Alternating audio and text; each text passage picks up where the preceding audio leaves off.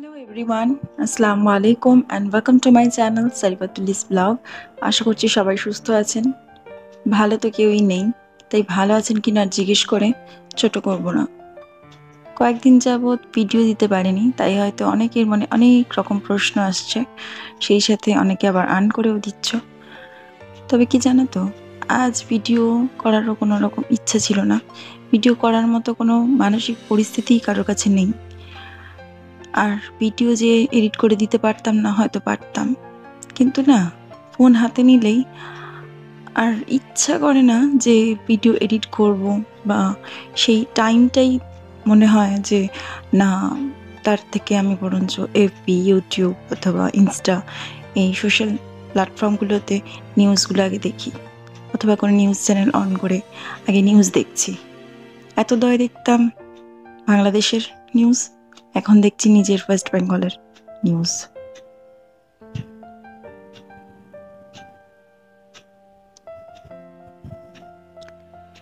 চাইলে দিতে পারতাম, কিন্তু কি বলতো, বেড়াতে যাওয়ার সুন্দর সুন্দর ভিডিও কত রয়েছে, চাইলে এডিট করে হয়তো দিতে পারতাম, কিন্তু ভালো লাগে না। ভালো লাগে না, কারণ পরিস্থিতিই খারাপ। যে যখন পরিস্থিতি খারাপ না পরিবেশের, তখন ইচ্ছা করে না কোনো ভালো জিনিস তোমাদের সঙ্গে বসে গল্প করব, দেখাবো, তোমাদেরও ভালো লাগবে, আমারও ভালো লাগবে, সেটা করার কোনো রকম ইচ্ছা শক্তি নেই। ফোন যতটুকু হাতে আসে ততক্ষণে শুধুমাত্র নিউজ আর নিউজ আর নিউজ। আজ কি হচ্ছে, কাল নতুন কি পেলাম, আগের দিনের কি আপডেট ছিল, পরের দিন সকালে উঠেই দেখছি কি আপডেট আছে নতুন। খুব একটা বাজে মানসিক অবস্থা। আজ টাইটেলে উই ওয়ান্ট জাস্টিস। সত্যি আমরা জাস্টিস চাই। হ্যাঁ, আমার মতো এই ছোটোখাটো সাধারণ নারীরা যারা বাড়িতে থাকে, তাদেরকে অনেক রকম নামে পরিচিত হতে হয়, house wife, home maker, etcetera etcetera. তারাও সবাই কিন্তু চায় যে একটা অন্যায়ের প্রতিবাদ জানাতে চায়। হ্যাঁ, বাড়িতে থেকেই চায়, হয়তো মিটিং মিছিলে যেতে পারে না, কিন্তু অন্যায়ের প্রতিবাদ সবাই চায়। আমরা সবাই জানি যে মেয়েরা যতই এগিয়ে যাক না কেন, কোথাও না কোথাও গিয়ে এমন একটা সিচুয়েশনে পড়তে হয় যে তাদেরকে অনেক রকম কথা শুনতে হয়, যে মেয়ে এত করার কি দরকার, এত উপরে করার যাওয়ার বা কি দরকার, এত শিক্ষিত হওয়ার কি দরকার, এত এখানে চাকরি করার কি দরকার, ওটা করার কি দরকার, ওটা করার কি দরকার। মেয়েরা মানেই কি সারাক্ষণ বাড়িতে, তারা যে বাড়ির মধ্যেই চার দেওয়ালের মধ্যে থাকবে এমনটা তো নয় না। সবার লাইফে সবাই সমানভাবে কেন জীবনযাপন করবে? সবার লাইফটাও হোক না একটু, না হয় তারা ডানা মেলে সবাই মিলে উঠলাম, কেউ আগে, কেউ পরে, কেউ পিছনে রয়ে গেল। এই যে আমার বাগানে এত গাছ, এই গাছগুলো কিন্তু অনেক ছোট ছিল। এই গাছগুলো কিন্তু আস্তে আস্তে আদর যত্ন পেয়ে তারা বড় হবে, তাদের সুন্দর সুন্দর ফুল ফলে ভরে যাবে। এটাই তো একটা আশা নিয়ে মানুষ বাচ্চাদেরকে বড় করে, তাই না? সে ছেলেই হোক আর মেয়েই হোক। তবে তাদের আদর যত্নের মধ্যে দিয়ে বড় করতে করতে তাদেরকে যে এরকম একটা আর্যিকরের মতো এরকম একটা সিচুয়েশনে পড়তে হবে, সেই বাবা মা কেন, আমরা যাদের বাচ্চারা একদমই ছোট, আমরা তারাও ভাবিনি স্বপ্নে কখনো যে ডাক্তারি পড়ার মতো জায়গায় এরকম হতে পারে। মানা যেত যদি ছোটোখাটো কোনো কাজ হতো, তাহলে মানা যেত। ডাক্তারি পড়া, যেটা আমাদের দেশের সব থেকে বড় লেভেলের কোনো চাকরি, যেখানে প্রায় কোটি টাকার কাছে খরচ করে তাদের পড়াশোনা কমপ্লিট করতে হয়। কি অন্যায় করেছিল সে? শুধু কি অন্যায় করেছিল, নাকি তার অন্যায়ের জন্য এরকম শাস্তি তাকে দেওয়া উচিত ছিল? সে কি অন্যায় করেছিল এমন জানার তো সবারই মনের মধ্যে কোশ্চেন থাকিয়ে দেয়। তবে এইসব বদমাস শয়তান লোকগুলোর সঙ্গে হয়তো সে তালে তাল মেলাতে পারেনি, তাই জন্যই তাকে উৎখাত হতে হয়েছে। ওখান থেকে তাকে বের করে দেয়া হলো, মানা যায়। মেরে ফেললেও সেটাও মানা যায়। তাই বলে এতটা নির্যাতন করার পর, অমানসিক নির্যাতন, এটা কি মেনে নেওয়া যায়? ভাবাই যায় না। আমরা ছোট বাচ্চাদেরকে বড় করি একটা স্বপ্ন নিয়ে যে সে নিজে পায়ে দাঁড়াবে, সে কিছু করবে। আর সব থেকে বড় একটা উঁচু পোস্টেই যদি এরকম একটা সিচুয়েশনে পড়ে একটা মেয়ে আজ মারা গেল, তাহলে ভাবো তো একবার, যারা ছোটোখাটো অফিসে, আদালতে, অফিসে, ছোটোখাটো কোনো জায়গায় জব করছে, সবাই কি মুখ খোলে? ইন্ডিয়াতে প্রতিনিয়ত এরকম হতেই থাকে। রাস্তাঘাটে অপমানিত, লাঞ্ছিত, কোনো না কোনোভাবে টিজ করা, এগুলো সবসময়ই হয়। কেউ কাউকে দেখে বাজে মন্তব্য করা। তবে কি জানেন তো, 100-এর মধ্যে 98% মেয়েরা কিন্তু চুপ করে যায়, বাকি 2% হয়তো সামনে জবাব দেয়।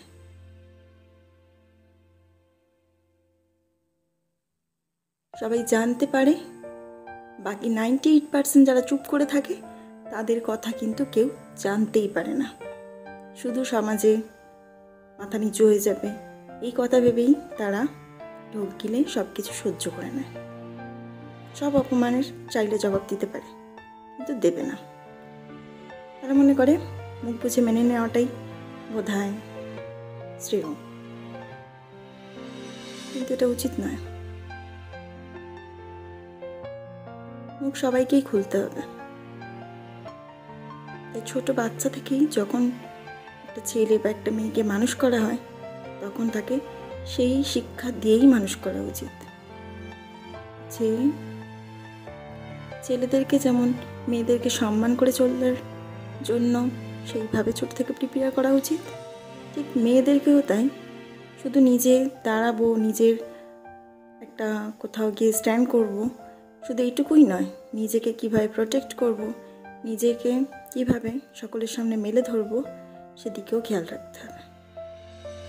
সেই সাথে আরজি করের এই ঘটনার প্রতিবাদ জানিয়ে আমি শুধু সামান্য একজন সাধারণ নারী হিসেবেই বলছি, সত্যি কথা বলতে তার তো জাস্টিস পাওয়াটা উচিত। যারা এই জঘন্যতম কার্যটা করেছে তাদের তো শাস্তি পাওয়া উচিত। আর শুধু শাস্তি পেলে এমন নয় যে তাদের বিচার করলাম, তাদেরকে ফাঁসি দিয়ে দিলাম, হয়ে গেল। ঠিক যেমন তিল তিল করে মেয়েটাকে মারা হয়েছে, নির্যাতন করে, শ্বাসরোধ করে, তিল তিল করে কষ্ট পেয়ে যেমনভাবে মেরেছে, আমি চাই না ফাঁসিতে ঝুলিয়ে দিলাম, সে তো আগে থেকেই জানে যে আমার এই টাইমে ফাঁসি হবে, আমি এই টাইমে মরে যাব, মরে গেলেই তো হয়ে গেল। তাকেও যেন তিল তিল করে কষ্ট দিয়ে মারা হয়, এমন বিচার হোক। তাহলে সেও বুঝবে যে মরার আগের কতটা কষ্ট হয়। জানটা বেরিয়ে গেলে তো হয়ে গেল। মরার আগে একজনকে যখন নির্যাতন করেছে তখন তার কতটা কষ্ট হয়েছিল, তার সম্মানহানির জন্য তার কতটা কষ্ট হয়েছিল, সেটা যেন সে ফিল করে।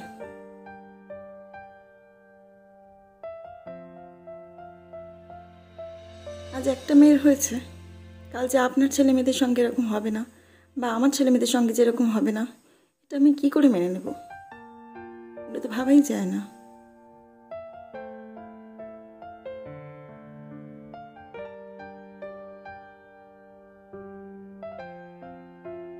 তাই সবাইকেই রুখে দাঁড়াতে হবে।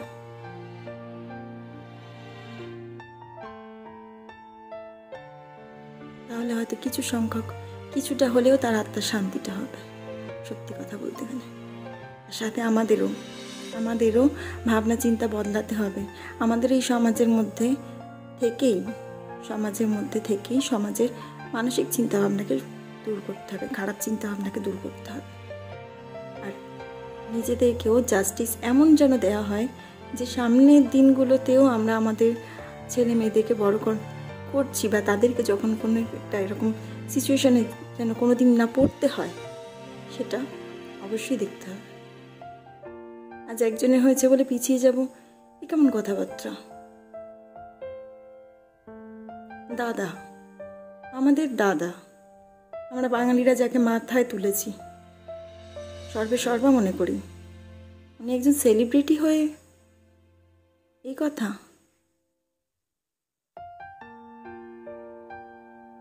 আমরা তো অতি সাধারণ মানুষ, সাধারণ নারী, সাধারণ হাউসওয়াইফ।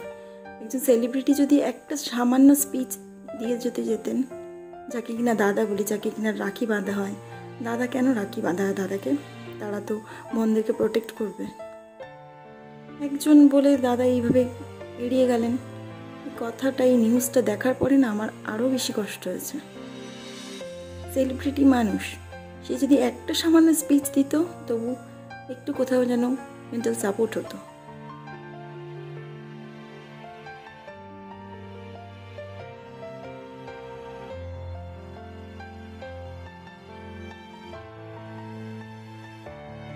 আমি জানি আমার ভিডিও অনেক ছোট বাচ্চা মেয়েরা, ছেলেরাও দেখো।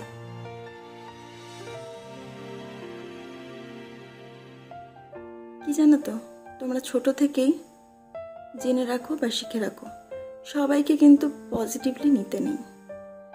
প্রত্যেক মানুষের মধ্যে ভালো মন্দ, দোষ গুণ মিলিয়ে মানুষ হয়।